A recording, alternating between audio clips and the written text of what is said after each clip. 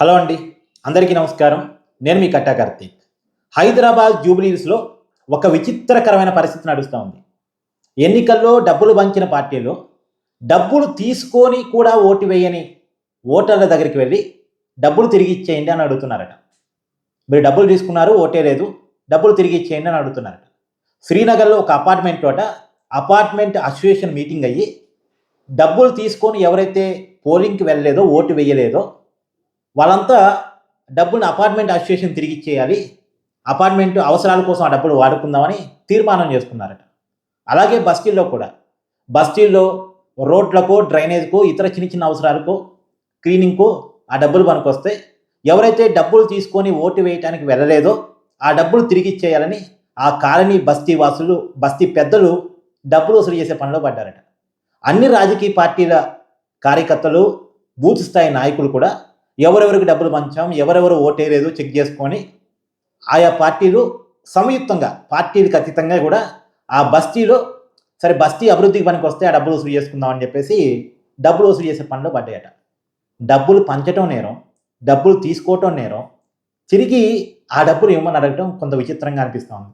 ఎంతమంది ఇస్తారు డబ్బులు తీసుకున్న వాళ్ళు అంటే ప్రశ్నార్థకమే. ఎక్కడ కూడా గొడవలు అయితే తప్ప దాంట్లో డబ్బులు ఎంతవరకు తిరిగి వస్తాయంటే ఎంతో కొంత తిరిగి రావచ్చు అనేటువంటి ఆశతో పార్టీలు అడుగుతూ ఉన్నాయి. కానీ డబ్బులు తీసుకోవటమే తప్పు, తీసుకొని పోలింగ్లో ఎందుకు పాల్గొలేదండి? పోలింగ్లో పాల్గొనడం అనేటువంటిది బాధ్యత. మనం ఉన్నాము అంటే ఖచ్చితంగా ఓటు వేయాల్సిందే. మనం ఓటు వేయకపోవటం వల్లే సరైన నాయకత్వం రాజకీయాల్లో రావట్లేదు.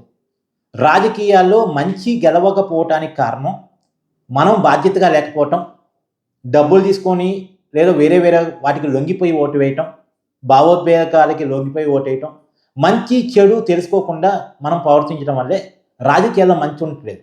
మళ్ళీ పొద్దున్న లేస్తే మనం నీతులు మాట్లాడుతూ ఉంటాం. మంచి నాయకులు లేరు, మంచి పార్టీలు లేవు, మంచి విధానాలు లేవు. ముందు మనం మంచిగా ఉన్నామా లేదా? మన ఆలోచన మంచిగా ఉందా లేదా? మంచి కోసం మనం ఏం చేస్తున్నాం? రాజకీయాల్లో మంచి రావాలంటే ఓటర్ చైతన్యంగా ఉండాలి. ఓటరు చైతన్యంగా ఉండి బలంగా ఉంటేనే, మంచి అనుకునే వాడికే ఓటేస్తాడు అనుకుంటేనే రాజకీయ పార్టీలు కూడా భయపడి మంచి అభ్యర్థిని పెడతాయి. ఓటర్లు లొంగినంత కాలం రాజకీయ పార్టీలు సీట్లని డబ్బులు ఇచ్చేవాడికి, డబ్బులు సంపాదించుకునేవాడికి అమ్మేస్తూ ఉంటాయి. మనమే చైతన్యంగా ఉండాలి. సో ఈ డబ్బులు తిరిగి తీసుకునేటువంటి కార్యక్రమం కొంత ఆసక్తిగా మీకు అనిపించవచ్చు. దీని మీద మీ అభిప్రాయాన్ని కామెంట్ రూపంలో తెలియజేయండి. Thank you.